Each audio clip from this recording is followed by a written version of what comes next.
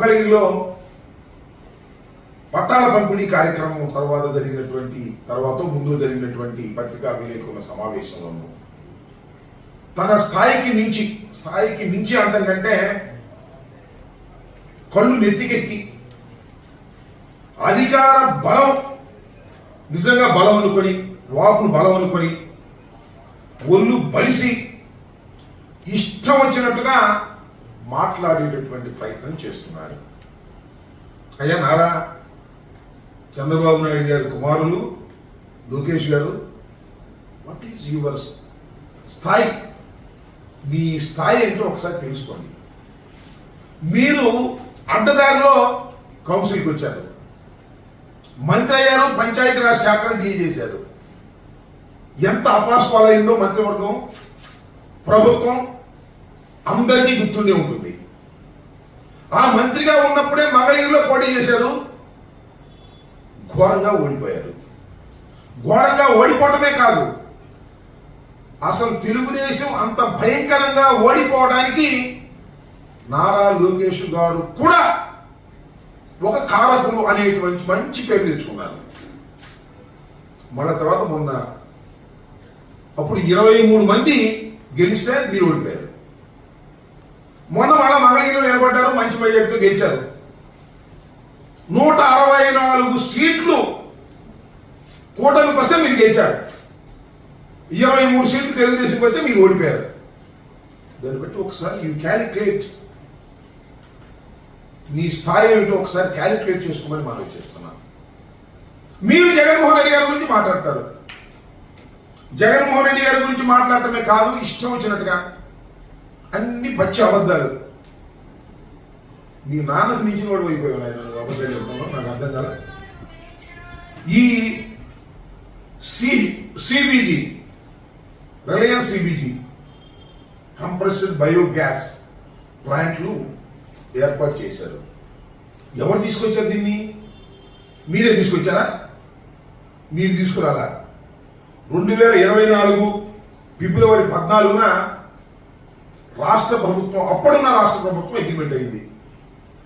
ఈ ప్లాంట్ ఇక్కడ తీసుకొచ్చి మొదటి దశలో 8 ప్లాంట్లను ప్రారంభించాలనే ఉద్దేశంతో అప్పుడే దీనికి అంకురార్పణ జరిగింది. ఇవాళ నేను వచ్చి నేనే తీసుకొచ్చాను అని కథ చెప్పేటటువంటి ప్రయత్నం చేస్తున్నది. ఎందుకు ఇంత పచ్చబద్దాలని అని అడుగుతా ఉన్నా. Government is a continuous process. ఆ మాట చెప్పొచ్చు కదా. జగన్మోహన్ రెడ్డి గారి టైంలో వచ్చినాయి, ఇప్పుడు మాది మేము వచ్చినప్పటికీ ప్రారంభోత్సవం లేకపోతే ఇక్కడ శంకుస్థాపన చేస్తున్నాం కనిగిరిలో చెప్పొచ్చు. అది చెప్పడం ఆయన తీసుకొచ్చాడు కష్టపడి. రిలయన్స్ అన్ని జగన్మోహన్ రెడ్డి గారు పోగొట్టారంట, ఈయన తీసుకొచ్చారంట. దావోసులు ఏం పగలు తీసారే, ఒకటి కూడా రాలేదు కదా. జగన్మోహన్ రెడ్డి గారి టైంలో అయిన వాటినే ఇవాళ మీరు శంకుస్థాపన చేస్తూ మమ్మల్ని విమర్శించేటటువంటి కార్యక్రమం చేస్తున్నారు. దీన్నంతా అడ్డుకుంటున్నారు. ఎవరు అడ్డుకుంటారో నాకు అర్థం కాలేదు. మీరు తీసుకొచ్చే అభివృద్ధి కార్యక్రమాలను అడ్డుకోవాల్సినటువంటి అవసరమే లేదు. అసలు మీరు ఏమైనా తీసుకొస్తే కదా అడ్డుకోవడానికి. అడ్డుకున్న వాళ్ళందరినీ రెడ్డు ముక్కలో ఎక్కించేస్తారట. ఇలాంటి మాటలు మాట్లాడుతున్నారు, పిచ్చి మాటలు మాట్లాడేటువంటి ప్రయత్నం చేస్తున్నాడు నారా లోకేష్ గారు.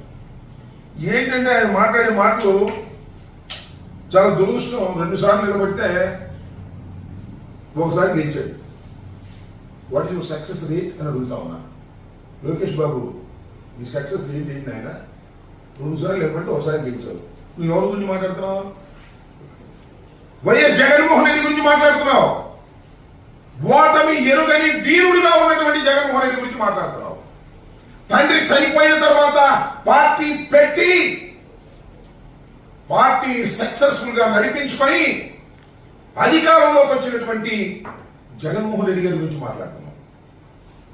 జగన్మోహన్ రెడ్డి గారి గురించి మాట్లాడుతూ ఒక మాట ఉన్నాయండి, విజనరీకి ప్రిజనరీకి చాలా తేడా ఉంటుంది. అట్లంటే పర్లా, విజనరీకి ప్రిజనరీకి చాలా తేడా ఉంటుందిరా భాయ్, చాలా తేడా ఉంటుందిరా భాయ్ అంటున్నాడు. అంటే డైలాగ్ చూడండి, ఎంత అహంతో కూడుకున్నటువంటి డైలాగ్. విజనరీ అంటే ఎవరో తెలుసా? వాళ్ళ నానంట. వాళ్ళ నాన్న విజనరీ అంట. 1994లో కంప్యూటర్ అన్నం పెడుతుందా అని అడిగారంట హైదరాబాద్లో. ఇప్పుడు చూడండి కంప్యూటర్లు ఎంతమంది పనిచేస్తున్నారు కంప్యూటర్ టెక్నాలజీలో అంటే దాని అర్థం ఏంటంటే ఆ నాన్న విజనరీ అని. కంప్యూటర్ ఆ నాన్న చెబుతాడు నేనే కనిపెట్టానని, మా నాన్నే కనిపెట్టాడని. అందువల్ల ఇవాళ హైదరాబాద్ బాగుపడిందని ఈ కొడుకు చెబుతుంటే తండ్రి గురించి మనం నమ్మాలి. కంప్యూటర్ నువ్వు కనిపెట్టావా? నువ్వు విజనరీవా? అయ్యా నువ్వు విజనరీవే కాదు, విజనరీవి కూడా. 53 రోజులు రాజమండ్రి జైల్లో ఉన్నావు, అది మర్చిపోతాక. జగన్మోహన్ రెడ్డి గారిని విజనరీ అని, మీ నాన్న విజనరీ అని మాట్లాడుతున్నావు. మీ నాన్న పౌరుకోవటం, జగన్మోహన్ రెడ్డి గారిని దూషించేటటువంటి కార్యక్రమం చేయటం చూస్తుంటే కోతి కొబ్బరికాయ తిన్నట్టు నాకు మించి ఏం లేదు. కింద వేసుకోవడం, పైన వేసుకోవడం, కొట్టుకోవడం. నీకు అవగాహన లేదు. ఏదో చంద్రబాబు నాయుడు గారి కుమారుడుగా ఉన్నావు కాబట్టి అందరూ నేను గౌరవిస్తున్నట్టుగా నటిస్తున్నారు. ఒకసారి అసలు నీ మంత్రివర్గ సభ్యులు, నీ తోటి వారు ఏమనుకుంటున్నారో తెలుసుకో. నీ గొప్పతనాన్ని గురించి, నీ అజ్ఞానాన్ని గురించి, నీ అసమర్థత గురించి రాష్ట్రంగా ఏమనుకుంటున్నారో తెలుసుకునే శక్తి ఉంటే కొద్దిగా నీకు జ్ఞానోదయం అయింది. ఏదో నీ ముందుకు వచ్చినప్పుడు నమస్కారాలు పెడతారు, శభాష్ అంటారు. ఎందుకంటే మీ నాన్నగారు నువ్వు చెబితే తప్ప సంతకం పెట్టటల్లా, నువ్వు చెబితే తప్ప మంత్రి ఎవరికి ఇవ్వటల్లా, నువ్వు చెబితే తప్ప ఎవరికి పదవి ఇవ్వటల్లా. అందువల్ల నీ చుట్టూ తిరిగి భజన చేసే కార్యక్రమం చేస్తున్నారు కాబట్టి ఆ భజన అంతా నిజం అనుకుని కళ్ళు నెత్తికెక్కి ఇష్టం వచ్చినట్టుగా మాట్లాడటం సమంజసం కాదు అని మనం చేస్తున్నాం. అంతేకాదు మళ్ళీ అంటాడు రెడ్ బుక్ గురించి మాట్లాడతా. వాడు గుండెపోటు వచ్చిందంట, ఒకడేమో బాత్రూంలో పడి చెయ్యలు కొట్టుకున్నాడు. ఇదే సేమ్ డైలాగ్. ఒకడు చెయ్యలు కొట్టుకున్నాడు, ఒకడేమో గుండెపోటు వచ్చింది. వాళ్ళు ఆపదలో ఉన్నారు. ఒకరు బాత్రూంలో పడి చెయ్యి దిగిపోయింది అనుకోండి, ఒక ఆయనకేమో నిజంగానే గుండెపోటు వచ్చింది, ఆపరేషన్ కూడా చేయించారు. ఈ రెడ్ బుక్ చూసి వచ్చిందంట. ఇవాళ రాష్ట్రంలో ఉండి కింద పడిపోయిన వాళ్ళు లేదా గుండెపోటు వచ్చిన వాళ్ళు నీ రెడ్ బుక్ చూసి వచ్చినట్ట నాకు అర్థం కాలేదు. నాకు అర్థం కాగలుగుతా ఉన్నా. ఏం మాటలేవి? దాన్నే ఒళ్ళు బలిసిన మాటలు అంటున్నాను నేను ఇక్కడ. ఒళ్ళు బలిసి మాట్లాడుతున్నారు మీరు. నారా లోకేష్ గారు కాస్త తగ్గించుకోండి. ఇది సరైనటువంటి విధానం కాదు. ఒక మానవీయ కోణం లేకోకుండా మీరు మాట్లాడుతున్నారు. ఆసుపత్రిలో ఉండి గుండెపోటు వచ్చి ఎవరికైనా వస్తుంది, రేపు నీకు వస్తుంది, ఎల్లు నాకు వస్తుంది. ఎవరు చెప్తాడు గుండెపోటు? దానికి నువ్వు బ్రహ్మాండంగా దాన్ని కూడా ఒక అమానవీయ కోణంలో మాట్లాడేటటువంటి ప్రయత్నం చేస్తున్నావు అంటే నీకు ఎంతగా కళ్ళు నెత్తికిచ్చాయో నాకు అర్థం కావాలన్నా. అధికారం శాశ్వతం కాదు. నేను 89లో శాసనసభ్యుడిగా ఎన్నికయ్యా. ఎన్నిసార్లు ఓడిపోయాం, కొన్నిసార్లు గెలిచాం. అధికారం చూసాం, అధికారం లేని సమయం చూసాం. కానీ నువ్వు మాత్రం అధికారాన్ని చూసి ఏదో వికటాట్టహాసం చేసేటటువంటి కార్యక్రమాలు దయచేసి చెయ్యవద్దు నారా లోకేష్ గారని మనవి చేస్తున్నాం. దమ్ముంటే తీసుకురా స్వామి, మంచి మంచి కంపెనీలు తీసుకురా. దావాసీలు తీసుకురా అంటే దావాసీలు ఉట్టి చదివి వచ్చారు నారా బాబు కొడుకులు ఇద్దరు.